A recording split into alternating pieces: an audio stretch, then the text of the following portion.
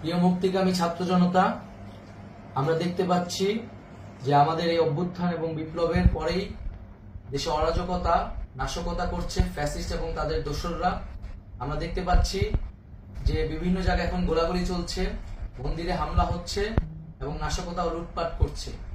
আমরা মনে করি আমাদের যে ছাত্র নাগরিকদের অভ্যুত্থান তাকে নস্যাৎ করার জন্যই পরিকল্পিতভাবে এই ধরনের ঘটনা ঘটানো হচ্ছে। আমরা মুক্তিকামী ছাত্র জনতাকে সজাগ এবং সতর্ক থাকতে আহ্বান জানাচ্ছি এবং আমাদের যে অন্তর্বর্তীকালীন সরকার, আমরা সেই সরকারের যে প্রস্তাবনা 24 ঘন্টার সময় নিয়েছিলাম, জরুরি পরিস্থিতি মোতাবেক আমরা এখনই তার একটি রূপরেখা ঘোষণা করছি। আমরা সিদ্ধান্ত নিয়েছি যে সর্বজন গ্রহণযোগ্য আন্তর্জাতিক খ্যাতিসম্পন্ন নোবেল পুরস্কার বিজয়ী ডক্টর মোহাম্মদ ইউনূসকে প্রধান উপদেষ্টা করে অন্তর্বর্তীকালীন সরকার গঠন করা হবে এবং ডক্টর মোহাম্মদ ইউনূসের সাথেও আমাদের কথা হয়েছে। তিনি ছাত্র জনতার আহ্বানে বাংলাদেশকে রক্ষা করতে এই গুরু দায়িত্ব নিতে সম্মত হয়েছে। আমরা সকালের মধ্যেই আমরা এই সরকার গঠনের প্রক্রিয়া দেখতে চাই।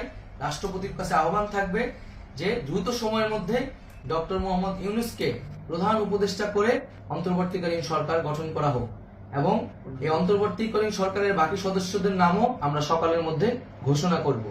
প্রিয় বন্ধুগণ, দেশে যে অরাজকতা চলছে, মানুষের জীবনের নিরাপত্তাহীনতা চলছে, সেজন্য আমরা রাষ্ট্রপতির কাছে আহ্বান জানাচ্ছি দেশে আইন শৃঙ্খলা পরিবেশ ফিরিয়ে আনার জন্য দ্রুত সময়ের মধ্যে কার্যকর ব্যবস্থা নিতে হবে এবং আইন শৃঙ্খলা বাহিনীকে সহযোগিতা করার জন্য মুক্তিকামী ছাত্র জনতাও রাজপথে থাকবে এবং অন্তর্বর্তীকালীন সরকার গঠন না হওয়া পর্যন্ত মুক্তিকামী ছাত্র জনতাকে রাজপথে থেকে তাদের যে অভ্যুত্থান, সেই অভ্যুত্থানকে রক্ষা করতে হবে।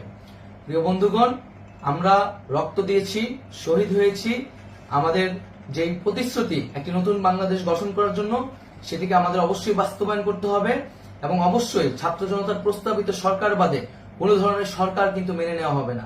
আমরা বলেছি কোনো ধরনের সেনা শাসিত সরকার অথবা সেনা সমর্থিত সরকার অথবা এই ফ্যাসিস্টদের দোসরদের কোনো বিটিম সরকার কিন্তু আমরা মেনে নিব না। কোনো গণবিরোধী সরকারকে মেনে নেওয়া হবে না। ছাত্র জনতার অভ্যুত্থানকারী যে প্রস্তাবিত সরকার, অন্তর্বর্তীকালীন সরকার, যেটা আমরা সিদ্ধান্ত উপনীত হয়েছি ডক্টর মোহাম্মদ ইউনূসকে প্রধান উপদেষ্টা করে এই সরকার গঠন করা হবে, সেই সরকারকেই বাস্তবায়ন করতে হবে অবিলম্বে।